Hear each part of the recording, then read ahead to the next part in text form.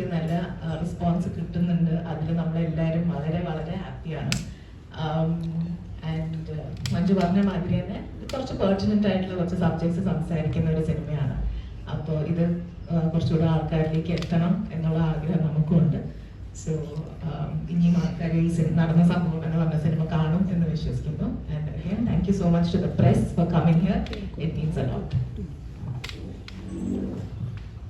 എല്ലാവർക്കും നമസ്കാരം.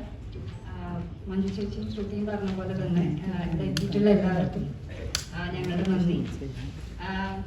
ഈ സിനിമ എല്ലാവരും ഏറ്റെടുത്ത് കഴിഞ്ഞു.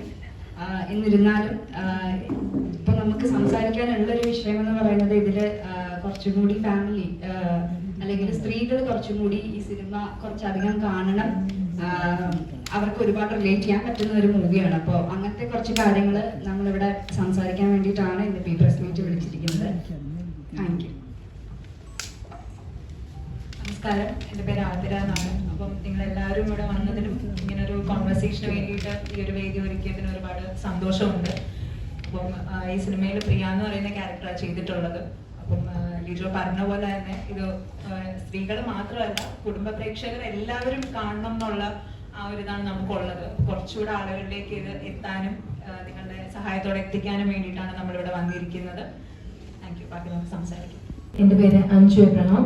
ഞാനിതിൽ CPO മായ എന്ന ക്യാരക്ടറാണ് ചെയ്തിട്ടുള്ളത്. പോലീസ് സ്റ്റേഷനിൽ ഒരു ഘട്ടത്തിൽ കഥ എത്തുന്ന സമയത്ത് അവിടെയാണ് CPO മായ ഉള്ളത്. നിലപാടുകളുള്ള ഒരു ക്യാരക്ടറാണ്. അപ്പം ഞങ്ങൾ ഷെയർ സ്വീകരിച്ച് വന്ന എല്ലാവർക്കും എനിക്ക് കൂടി നന്ദി പറഞ്ഞുകൊണ്ട് ഞാൻ മൈക്കൂരിനോട് കൈമാറും.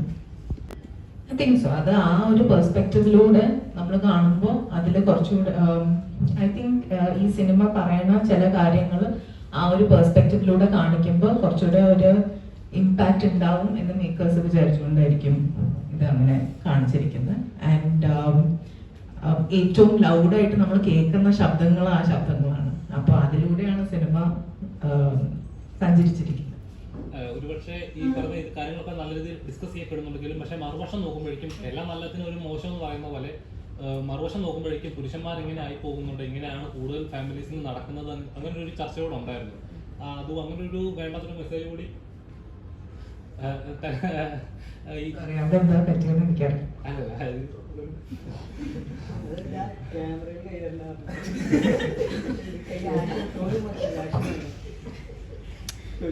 സോറി, ആ ഫ്ലോ കാണാനില്ല. പറയൂ. അതായത് ഇപ്പം എല്ലാ നല്ല വശങ്ങൾക്ക് ഒരു മോശം എന്ന് പറയുന്ന പോലെ തന്നെ ഈ സിനിമ ഈ ഇങ്ങനത്തെ കാര്യങ്ങളൊക്കെ ഡിസ്കസ് ചെയ്യുമ്പോഴും പുരുഷന്മാരെല്ലാം ഒരു കൂട്ടം ഇങ്ങനെയാണ് മേജർ ഫാമിലീസിൽ ഇങ്ങനെ കാര്യങ്ങളാണ് നടന്നു വരുന്നത് എന്നുള്ളത് എടുത്തു കാണിക്കുന്നുണ്ട്. ശരിക്കും അങ്ങനെ ഒരു മെസ്സേജ് കൂടെ ഇതിന് പോകുന്നില്ല. അങ്ങനെ ചർച്ച വന്നായിരുന്നു. ഇല്ല, അങ്ങനെ തോന്നേണ്ട ഒരു ആവശ്യമില്ല. അതൊരു റെസിഡൻഷ്യൽ ഏരിയയിലുള്ള പലതരത്തിലുള്ള ആളുകളാണ്. അത് സ്ത്രീകളായാലും പുരുഷന്മാരായാലും പലതരത്തിലുള്ള ആളുകൾ നമ്മുടെ സൊസൈറ്റിയിലുണ്ട്. അതിൻ്റെ ഒരു റെപ്രസെൻറ്റേറ്റീവ് എന്ന് മാത്രമേ ഉള്ളൂ. അല്ലാതെ എല്ലാ പുരുഷന്മാരും അങ്ങനെയാണെന്നോ അല്ലെങ്കിൽ മെജോറിറ്റി ഓഫ് മെൻ അങ്ങനെയാണെന്നോ നമ്മൾ എവിടെയും കാണിച്ചിട്ടുമില്ല, പറഞ്ഞിട്ടുമില്ല. അപ്പൊ അങ്ങനെ ഒരു ഡിസ്കഷൻ്റെ തന്നെ ആവശ്യമില്ല. ഇതിപ്പം ഈ സിനിമയിലാണെങ്കിൽ ആദ്യത്തെ ഷോട്ടിൽ തന്നെ ഇപ്പം മെയിൽ ഷോവിനിസത്തിന്റെ കാര്യം പറഞ്ഞുകൊണ്ടാണ് ഇപ്പൊ അജിത്തേട്ടനെ ഒറ്റയ്ക്ക് മീശ പിരിച്ച് സുരാജേട്ടന്റെ ഒരു മിററിൽ ഒരു സീൻ കാണിക്കുന്നുണ്ട്. അതേ സമയം തന്നെ ശ്രുതി ചേച്ചി ബിച്ചേട്ടന്റെ ക്യാരക്ടറായിട്ടുള്ള ഉണ്ണിയേട്ടനും കൂടെ രണ്ടുപേരും കൂടെ കെട്ടിപ്പിടിച്ച് മിററിന്റെ മുമ്പിൽ നിൽക്കുന്നതാണ് നമ്മൾ കാണുന്നത്. ഒരേ സമയം അങ്ങനത്തെ രണ്ട് തരത്തിലുള്ള ഫാമിലീസും ഉണ്ട്. നമുക്കിതിൽ എല്ലാവർക്കും ഇഷ്ടപ്പെടുന്നത് ഇപ്പം റോഷ് ചേച്ചിയുടെ ഉണ്ണിയേട്ടന്റെ ഫാമിലിയാണ്. അപ്പം ആ ഒരു ഇതും കൂടെ നമ്മൾ കാണിക്കുന്നു. ഐഡിയൽ ആയിട്ട് ഒരു ഫാമിലിനെ കാണിക്കുന്നുണ്ട്. അപ്പം അത്രയും നല്ല ഫാമിലീസും ഉണ്ട് എന്നുള്ളതും കൂടെ കാണിക്കുന്നുണ്ട്. അതുപോലെ തന്നെ ഇപ്പം സ്ത്രീപക്ഷ സിനിമകൾ എന്ന് പറയുമ്പോൾ ഇപ്പൊ പല സിനിമകളും സ്ത്രീപക്ഷ സിനിമകൾ ഒത്തിരി നമുക്ക് വന്നിട്ടുണ്ട്. അപ്പൊ അതിലാണെങ്കിലും ഈ സ്ത്രീകളുടെ പ്രോബ്ലംസ് ആണ് കാണിക്കുന്നത്, ഒരു പിന്നീട് ഒരു സൊല്യൂഷൻ കാണിക്കുന്നത്. പക്ഷെ ഈ സിനിമയിൽ നമ്മളൊരു സൊല്യൂഷനിലേക്കും കൂടെ എത്തുന്നുണ്ട് ക്ലൈമാക്സിലേക്ക് വരുമ്പോൾ. കാണുമ്പോഴത്തേക്ക് നമുക്ക് പുള്ളിയാണെങ്കിൽ വീട്ടിൽ വൈഫിനെ ഹെൽപ്പ് ചെയ്യുന്നുണ്ട്. നമ്മളിപ്പോ കാണുമ്പോഴത്തേക്കും പുള്ളി എല്ലാവർക്കും ഒരു റെസ്പെക്ട് കൊടുക്കുന്നുണ്ട്. കൂടെ നിൽക്കിപ്പം പോലീസ് സ്റ്റേഷൻ സീൻസിലാണെങ്കിൽ അവിടെ നിൽക്കുന്നവരെ ഹെൽപ്പ് ചെയ്യുന്നുണ്ട്. അപ്പൊ ഐഡിയൽ ആണെന്ന് നമ്മൾ കാണുമ്പോഴത്തേക്കും നമുക്കത് ഐഡിയൽ ആയിട്ടുള്ള ഒരു ഹസ്ബൻഡ് ആയിട്ടുള്ള ഒരു ഫീല് നമുക്ക് കിട്ടുന്നുണ്ട്. കാണുമ്പം എങ്ങനെയാണോ നമുക്ക് ഫീൽ കിട്ടുന്നത് അതാണ് ഐഡിയൽ. അങ്ങനെയല്ല പറയുന്നത്. അതേസമയം തന്നെ ആ കുട്ടികളുടെ കാര്യങ്ങളും കൂടെ നമ്മൾ നോക്കണം. ഇപ്പം അതിൽ രണ്ട് ഫാമിലിയിലും ഓരോ കുട്ടികളുണ്ട്. അപ്പൊ ആ കുട്ടികളുടെ ഫീലിങ്സ് നമുക്ക് കാണാൻ പറ്റും. ഇപ്പൊ കുട്ടികളാണെങ്കിൽ അത്രയും അപ്പുറത്തെ വീട്ടിലെ കുട്ടിയാണെങ്കിൽ അത്രയും കരയുമ്പോഴത്തേക്കും വിഷമിക്കുമ്പോഴത്തേക്കും വേറൊരു കുട്ടിയാണെങ്കിൽ ഇങ്ങനെ ഇത്രയും വിഷമിച്ച് നിൽക്കുമ്പോഴത്തേക്കും അത് ആ ഒരു ഫീല് നമുക്ക് കിട്ടുന്നുണ്ട് മൂവിയിൽ. അതാണ് നമ്മൾ പോർട്രേറ്റ് ചെയ്യുന്നത്. രണ്ട് ഫാമിലിയിലും ഉള്ള ആ ഒരു ഡിഫറൻസ് ആണ് നമ്മൾ കാണിക്കുന്നത്. ഇങ്ങനത്തെ ഫാമിലി ഉണ്ട്, അങ്ങനത്തെ ഫാമിലി ഉണ്ട്. ഫീൽ ലൈക്ക് നമ്മളൊരു സിനിമയിൽ കുറച്ച് ക്യാരക്ടേഴ്സിനെ കാണിക്കുമ്പോൾ, സിനിമ എന്ന് പറയുന്നത് നമ്മൾ എല്ലാവരുടെയും പറയുന്ന ഒരു കാര്യമാണ്, cinema as A reflection of society, society അങ്ങനെ കുറെ പറയുന്നുണ്ടല്ലോ, അതിന്റെ കുറച്ച് ഡിസ്കഷൻസും വരുന്നുണ്ട്. പക്ഷെ അങ്ങനെ ആകുമ്പോൾ നമ്മുടെ സൊസൈറ്റിയിൽ നമ്മൾ എല്ലാവരും ഗ്രേ ആണ്. ഐഡിയൽ എന്ന് പറയുമ്പോൾ ആ ഒരു സാഹചര്യം എന്നേ നമ്മൾ ഉദ്ദേശിച്ചിട്ടുള്ളൂ, അല്ലാതെ ഇവരാണ് ഐഡിയൽ കപ്പിൾസ് എന്ന് എനിക്ക് ആ ഒരു അഭിപ്രായമല്ല ഉള്ളത്. എല്ലാവർക്കും അവരുടേതായിട്ടുള്ള ഒരു ഗ്രേ ഷെയ്ഡ്സ് ഉണ്ട്. അങ്ങനത്തെ കുറച്ച് ഗ്രേ ഷെയ്ഡ്സ് കാണിച്ചു പോകുന്ന കുറച്ച് ക്യാരക്ടേഴ്സിന്റെ ഒരു സിനിമയാണ്. ഞാൻ ഈ സിനിമയുടെ സ്ക്രിപ്റ്റ് കേട്ട് കഴിഞ്ഞ ശേഷം ഞാനൊരു 150ഓളം വുമൻസ് വർക്ക് ചെയ്യുന്ന ഗോഡ് സ്പീഡ് ഇമിഗ്രേഷൻ എന്ന് പറയുന്ന ഒരു ഓർഗനൈസേഷന്റെ മാനേജിംഗ് ഡയറക്ടറാണ്. അപ്പോൾ ഡെയിലി ബേസിസ് എൻ്റെ കൂടെ വർക്ക് ചെയ്യുന്ന ലേഡീസുമായിട്ട് 1-on-1 ഡിസ്കഷൻസ് ഞാൻ നടത്താറുണ്ട്. റീസൺ അവർ പല സമയത്തും വറീഡ് ആയിട്ടിരിക്കുകയും വർക്കിൽ ഫോക്കസ് ചെയ്യാതിരിക്കുകയും ഒക്കെ ചെയ്യുമ്പോഴാണ്. ഞാൻ 3 കാറ്റഗറി വുമൻസിനെയാണ് കണ്ടിട്ടുള്ളത്. ഫസ്റ്റ് കാറ്റഗറി വളരെ നല്ല ഹസ്ബൻഡ്, നല്ല റിലേഷൻഷിപ്പ് ഉള്ളവര്. ദാറ്റ് മീൻസ് അവരുടെ ഹസ്ബൻഡ് വൈകുന്നേരം പിക്ക് ചെയ്യാൻ വരുന്നു, കുക്ക് ചെയ്ത് കൊടുക്കുന്നു, അങ്ങനത്തെ. സെക്കൻഡ് കാറ്റഗറി ഡിവോഴ്സിലൊക്കെ ഇരിക്കുന്നവരാണ്, ചിലർ ഡിവോഴ്സിലൂടെ പോകുന്നു, കഴിഞ്ഞവര്, അങ്ങനെയുള്ളവര്. മൂന്നാമത്തെ കാറ്റഗറി അബ്യൂസ് ചെയ്യപ്പെടുന്ന കുട്ടികളാണ്. വളരെയധികം അവർക്ക് ഇതിന് പുറത്ത് കിടക്കണം എന്ന് ആഗ്രഹമുണ്ട്, പക്ഷെ ഫാമിലി കാരണം അവർക്ക് കിടക്കാൻ പറ്റുന്നില്ല. സെക്ഷൽ അബ്യൂസ്, ഇതൊക്കെ എൻ്റെ ക്യാബിനിൽ വന്നിരുന്ന് 1-on-1 ഡിസ്കഷൻസ് നടത്താറുണ്ട്. സോ ഈ സ്ക്രിപ്റ്റ് എന്നോട് ഡിസ്കസ് ചെയ്തപ്പോൾ ആ 1-on-1 ഡിസ്കഷൻ 2 ഫ്രണ്ട്സിന്റെ ഇടയിൽ നടക്കുന്നതായിട്ടാണ് ഞാൻ കണ്ടത്. ഇത് മോസ്റ്റ് ഓഫ് ദി ലേഡീസ് ഇത് ഫേസ് ചെയ്യുന്നുണ്ടെന്ന് ആസ് എ വുമൺ എനിക്ക് ഫീൽ ചെയ്തു. ബിക്കോസ് ഞാൻ പറഞ്ഞല്ലോ 150ഓളം വുമൻസ് എൻ്റെ കൂടെ വർക്ക് ചെയ്യുന്നുണ്ട്. അതുകൊണ്ടാണ് ഈ സ്ക്രിപ്റ്റ് സെലക്ട് ചെയ്തത്. നല്ല തമാശ ഉണ്ടായിരുന്നു സ്ക്രിപ്റ്റ് വായിച്ചപ്പോൾ, വളരെ നല്ല കോണ്ടന്റ് ആയിട്ട് എനിക്ക് ഫീൽ ചെയ്തു. അതുകൊണ്ടാണ് ഞാൻ ഈ സിനിമ സെലക്ട് ചെയ്തത് ആസ് എ വുമൺ പ്രൊഡ്യൂസർ എന്നുള്ള നിലയിൽ. സിനിമ കൊണ്ട് ഒരു മാറ്റം ഇതുവരെ ഇവിടെ ഉണ്ടായിട്ടില്ല എന്ന് പറയുന്നതിനോട് എനിക്ക് യാതൊരു യോജിപ്പില്ല. അതാണ് ആദ്യം പറയാനുള്ളത്. ഈ സിനിമയിൽ ഇപ്പോൾ ഞാൻ ചെയ്ത ആതിര ചെയ്ത പ്രിയ, ധന്യ, ഇവരുടെ ഈ കോൺവെർസേഷൻ ആണ് ഈ സിനിമയുടെ ഒരു പോയിന്റിൽ അതിനെ ക്ലൈമാക്സിലേക്ക് ഒരു സെക്കൻഡ് ഹാഫ് ഫുൾ അതിനെ കുറിച്ചിട്ടാണ് പിന്നീട് ഡിസ്കഷൻ വരുന്നത്. അത് വളരെ എല്ലാവരുടെയും ലൈഫിൽ വളരെ സെൻസിറ്റീവ് ആയ ഒരു വിഷയമാണ്.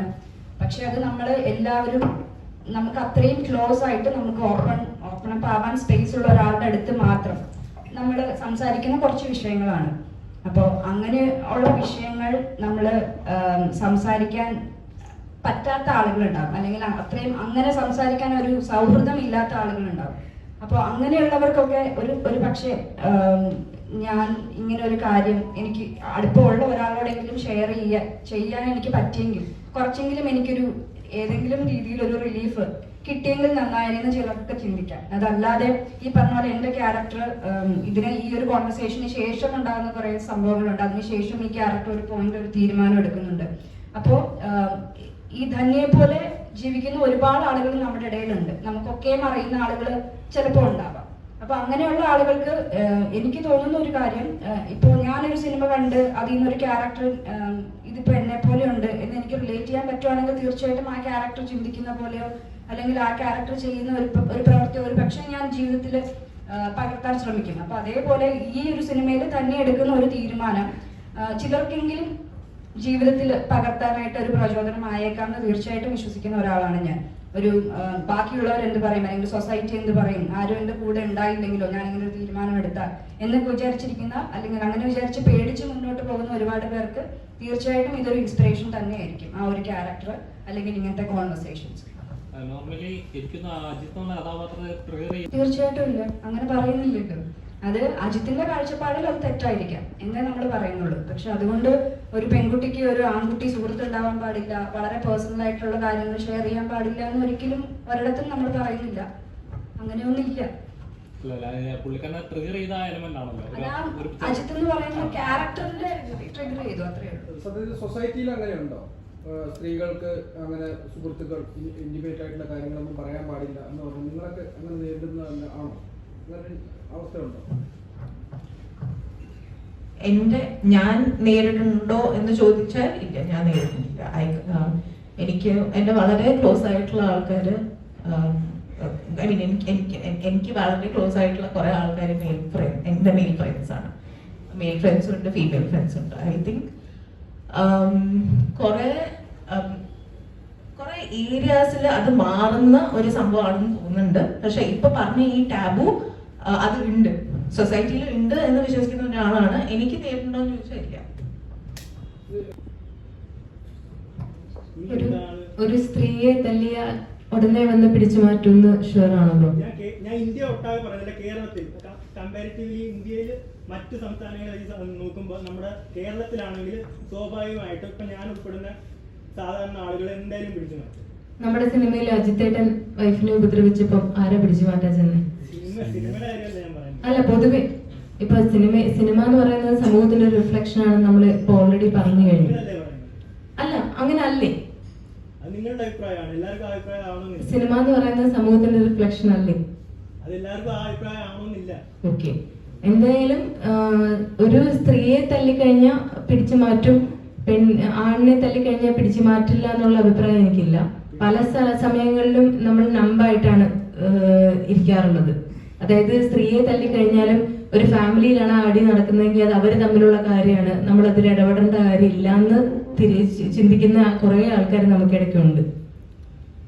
ഇല്ല, അദ്ദേഹം ചോദിച്ചതിന്റെ നമ്മുടെ സൊസൈറ്റിയിൽ ഒരു പൊതുവെ അതായത് ഇപ്പൊ ഒരു സ്ട്രീറ്റ്സിലാണോ ഇപ്പൊ ഒരു കേസ് വരികയാണെന്നുണ്ടെങ്കിൽ ഇപ്പൊ സ്ത്രീകൾക്കെതിരെ ഒരു എന്തെങ്കിലും അഭ്യസിക്കുന്ന അപ്പോൾ അത് ക്ലിയർ ആയിരിക്കത്തില്ല. അപ്പം ആ വിക്ടിമിന്റെ പേരോ ഡീറ്റെയിൽസോ ഒന്നും വെളി വരത്തില്ല. പക്ഷെ ഈ നടന്ന സംഭവത്തിൽ നമ്മളൊരു ഡൊമസ്റ്റിക് വയലൻസിനെ കുറിച്ചും കൂടിയാണ് അതെ, അതെ. അപ്പൊ ഡൊമസ്റ്റിക് വയലൻസ് ഒരു വീട്ടിന്റെ അകത്ത് നടക്കുന്ന ഒരു സംഭവത്തില് ഇപ്പൊ അഞ്ചു പറഞ്ഞ മാതിരി തന്നെ വീട്ടിന്റെ അകത്ത് നടക്കുമ്പോ അത് അവര് തമ്മിൽ ഹസ്ബൻഡ് ആൻഡ് വൈഫ് തമ്മിലുള്ള ഒരു ഇത് കുറെ മോർ ഓഫൻ ദാൻ നോട്ട് സൊസൈറ്റിയിൽ നിന്നുള്ള സൊസൈറ്റിയിൽ നിന്നുള്ള ഇൻഫ്ലുവൻസോ കാര്യങ്ങളോ ഒന്നും കാണാറില്ലല്ലോ. ഇത് എന്റെ ഒരു അഭിപ്രായമാണ് ഞാൻ പറയുന്നത്. എന്റെ എത്രയോ ഫ്രണ്ട്സ് ഇങ്ങനത്തെ റിലേഷൻഷിപ്സിൽ ഉണ്ടായിട്ടുണ്ട്, അബ്യൂസീവ് റിലേഷൻഷിപ്സിൽ ഉണ്ടായിട്ടുണ്ട്. അത് നമ്മൾ അറിയുന്നത് തന്നെ പലപ്പോഴും കുറെ കാലം കഴിഞ്ഞിട്ടായിരിക്കും, after they live in those marriages. എന്നിട്ട് അവരുടെ ഫാമിലിക്കും അറിയാം അവർ ഇങ്ങനത്തെ ഒരു ഇതിലാണെന്ന്, ഇമ്മീഡിയറ്റ് ഫാമിലിക്ക് അറിയാം അവർ ഇങ്ങനത്തെ ഒരു റിലേഷൻഷിപ്പിലാണ്. എന്നിട്ടും അവർ പറയാം ഈ സൊസൈറ്റി എന്ന് പറയും വേണ്ട നമുക്ക് പറയാം, അങ്ങനെ പറയണ്ട. അപ്പം ഇങ്ങനത്തെ ഈ സ്റ്റോറിയുടെ കുറെ സൈഡ്സ് നമ്മൾ കേട്ടിട്ടുണ്ട്. ഞാൻ പേഴ്സണലി കുറെ സൈഡ്സ് കണ്ടിട്ടുണ്ട്. So then I feel like നടന്ന സംഭവം എന്ന് പറഞ്ഞ സിനിമ എന്ത് ചെയ്യും എന്ന് ചോദിച്ചാൽ നമ്മൾ ചെയ്തിരിക്കുന്ന ഒരു സിനിമ സൊസൈറ്റിക്ക് വേണ്ടി എന്ത് ചെയ്യും എന്നുള്ളത് നമുക്ക് പറയാനുള്ള ഒരു അത്രയും ഒരു വിഷൻ എനിക്കില്ല. പക്ഷെ ഐ ഹോപ്പ് ഇത് കുറെ കോൺവെർസേഷൻസിന് ഒരു കോൺവെർസേഷൻ സ്റ്റാർട്ടർ ആയിരിക്കും. ഇങ്ങനത്തെ ഒരു സിനിമ കാണുമ്പോൾ അയ്യോ ഞങ്ങൾ എന്തിനാണ് അവരെ കുറിച്ച് ഇങ്ങനെ സംസാരിക്കുന്നത് എന്ന് ഒരു തോട്ട് ഇട്ടാൽ മതി, ആ ഒരു തോട്ടിന്റെ ഒരു സീഡ് ഇട്ടാൽ മതി എന്നാണ് എൻ്റെ അഭിപ്രായം. അപ്പോൾ whoever is living what life ഈ സിനിമ കണ്ടിട്ട് അവരുടെ എന്തെങ്കിലും ഒരു തോട്ട് പ്രോസസ്സ് മാറിയാൽ ഈ സിനിമ സക്സസ് ആണെന്ന് ഞാൻ പറയും. ചിന്തിച്ചോളൂ. അല്ല ഞാൻ കോമഡി ആയിട്ടല്ല പറയുന്നത്, അത് കറക്റ്റ് ആണ്.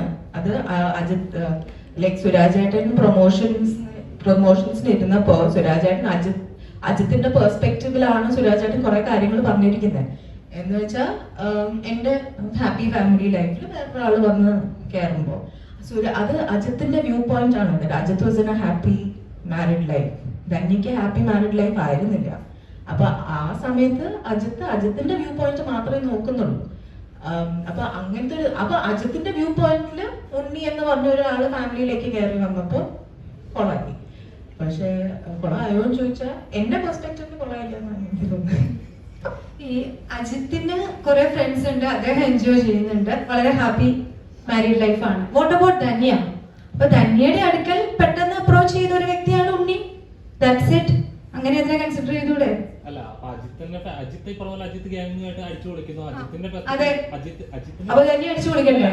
പെർസ്പെക്ടീവില് ധന്യയുടെ ഫ്രണ്ട്സുമായിട്ട് അതേ ഫീമെയിൽ ഫ്രണ്ട്സുമായിട്ട് അടിച്ചു കൊടുക്കുന്നുണ്ട് എന്നല്ല വിശ്വസിക്കുന്നത്.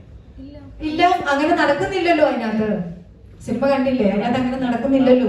അജിത്തിന്റെ പെർസ്പെക്ടീവ് പറയുന്നത്. അപ്പൊ അജിത്ത് വിശ്വസിക്കുന്ന അജിത്തിന്റെ എന്നും കരയുകയും വളരെ സങ്കടപ്പെട്ട് ജീവിക്കുകയും അൺഹാപ്പി ആയിട്ടിരിക്കുകയും ചെയ്യുന്ന ഒരു വൈഫാണ് ധന്യ എല്ലാ സീനുകളിലും കാണിക്കുന്നത്. കാണിക്കുന്നുണ്ട് ഇല്ലേ? വീട്ടിനകത്ത് നടക്കുന്നത്, വീട്ടിന് പുറത്തുള്ളതാണ് പറയുന്നത്. വീട്ടിന് ഇതേ വീട്ടിനകത്ത് തന്നെ റൂഫ് ടോപ്പിൽ നടക്കുന്ന ഒരു വെള്ളമണി പാർട്ടിയുണ്ട്. Yes, yes. അതിനകത്ത് ധന്യ എന്ന് പറയുന്ന ക്യാരക്ടർ ഹസ്ബൻഡിനും ഫ്രണ്ട്സിനും കട്ട്ലേറ്റ് ഉണ്ടാക്കിക്കൊണ്ട് വരുമ്പോഴത്തേക്കും കേൾക്കുന്നത് ട്രെയിലറിൽ പറയുന്നുണ്ട്, ഒരു യൂറോപ്പ് ട്രിപ്പ് എങ്ങനെ ഉണ്ടായിരുന്നു എന്ന് ചോദിക്കുമ്പോഴത്തേക്കും ഒരു ഉപ്പചാക്ക് തലയിൽ വെച്ച് തൃശ്ശൂർ പൂരം കാണാൻ പോയി കഴിഞ്ഞാൽ എങ്ങനെ ഇരിക്കും, അത് കേട്ടാണ് പുള്ളിക്കാരി അവിടെ നിൽക്കുന്നത്. അപ്പൊ അത്രയും സഹിക്കുന്നുണ്ട് ധന്യ എന്ന് പറയുന്ന ക്യാരക്ടർ.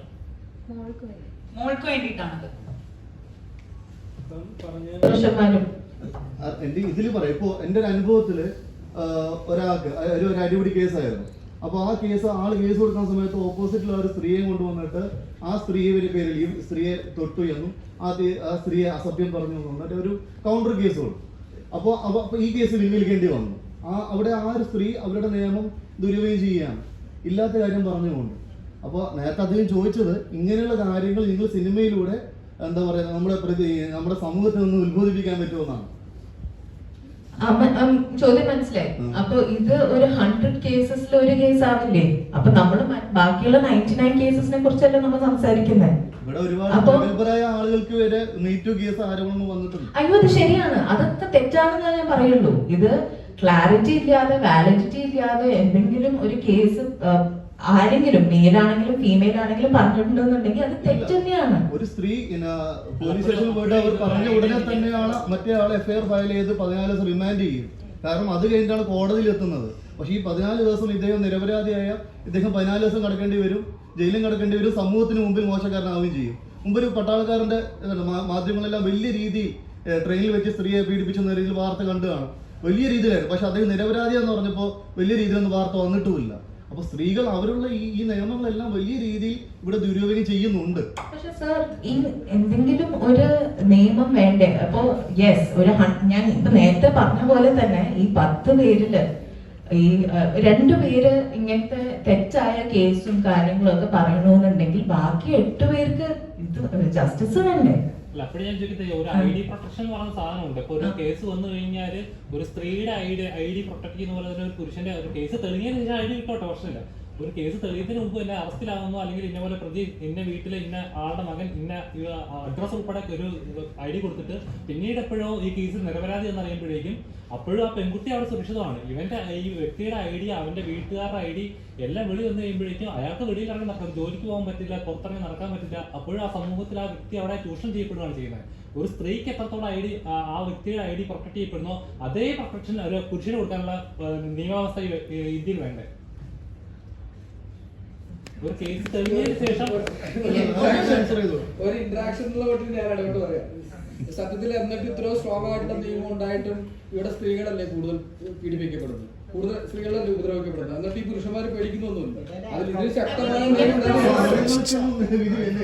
ഈ അനുഭവിക്കുന്ന ആളുകൾക്കും വേണ്ടി